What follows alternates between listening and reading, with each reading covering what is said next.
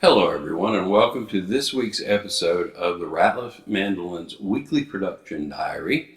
My name is Audie Ratliff and I'm going to share with you all of the happenings here at Ratliff Mandolins this past week.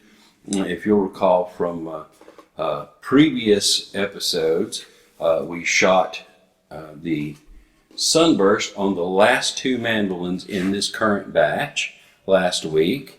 And this week I cleaned off the binding, put the logos on both mandolins, cleaned off the binding on the peg head, and started shooting the clear coats on top of that.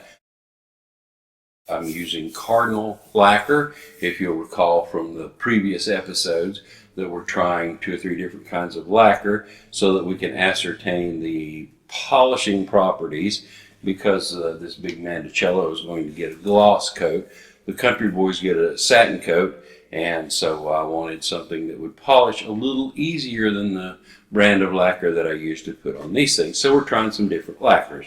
Now, both of these have been shot with a few of the bill coats with a brand called Cardinal. Just a few words about that lacquer.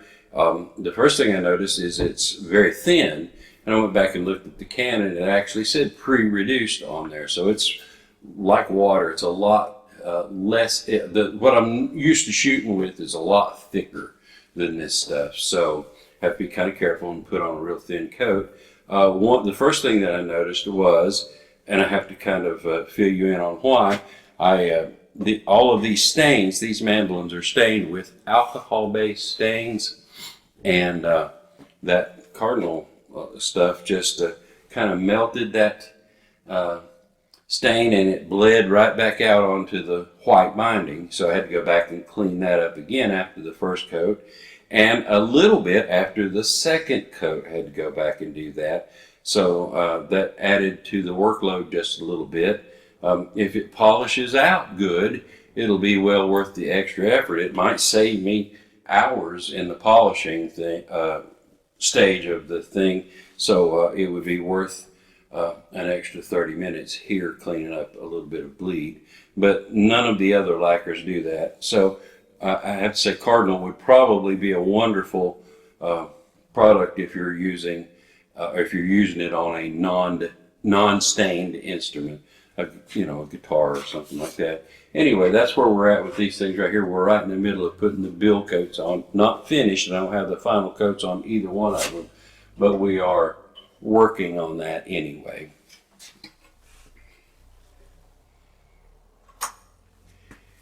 Now, I mentioned just a second ago this big Manticello. The one thing we did get done this week is I got the stain on there. After a couple of frantic days of trying to get the blend the way I wanted it, I finally kind of conquered that monster, and I have a nice dark gray to a black sunburst. I hope it shows up really good.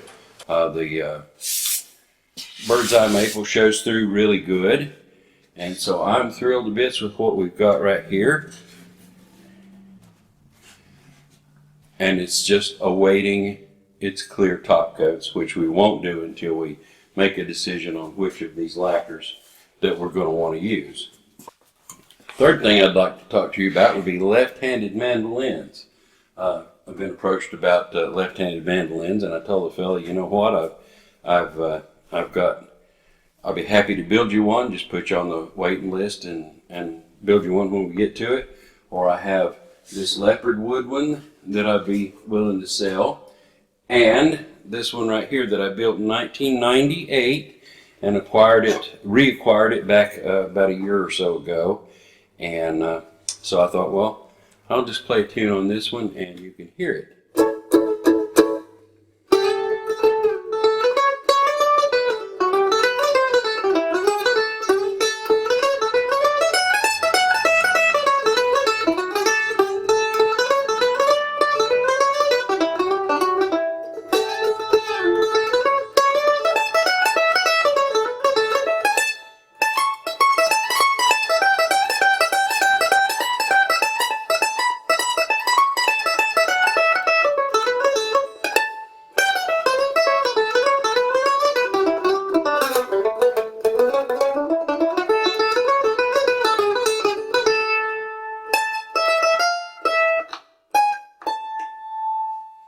This is a mandolin that I built in 1998, and I have it for sale. It plays quite well, and so if anybody out there is interested in either one of these left-handed mandolins, I'll be happy to sell either one and play the other one. Play whatever's left over. So,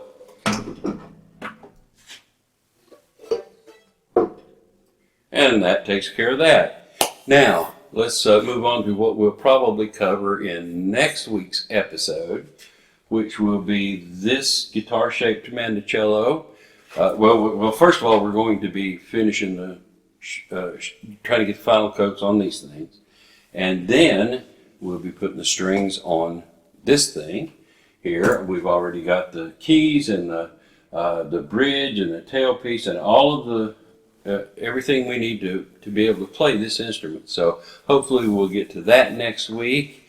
And if we get far enough along, we will start gathering material for the next upcoming batch. And that is going to have at least one unusual mandolin that, believe it or not, we're going to stain green. And then we have mandolins that are going to Missouri and North Carolina. Where else do we have? New York, California. We've got mandolins going to Florida. A couple of them going to Ohio. The next batch of mandolins, which will be 10, we've got going all over the United States, and so we'll get. As soon as we get caught up here and we don't have anything else to do this, next week, we'll go into the big room and start gathering material. I know I've got some necks in there. I've got some bodies that are built, and I have some bodies that have necks put in them already. So we'll be gathering the appropriate thing and laying them out and putting numbers to them and saying, okay, this one's going to be number 7 and this one's going to be number 5 and all like that. So we'll do that next week as well, and hopefully you will come back and join us next week when we do all those things on the next episode of the Ratliff Mandolins Weekly Production Diary, and we hope to see you then. Hit the like and subscribe button real quick if you don't mind, and we'll see you in the future. Bye.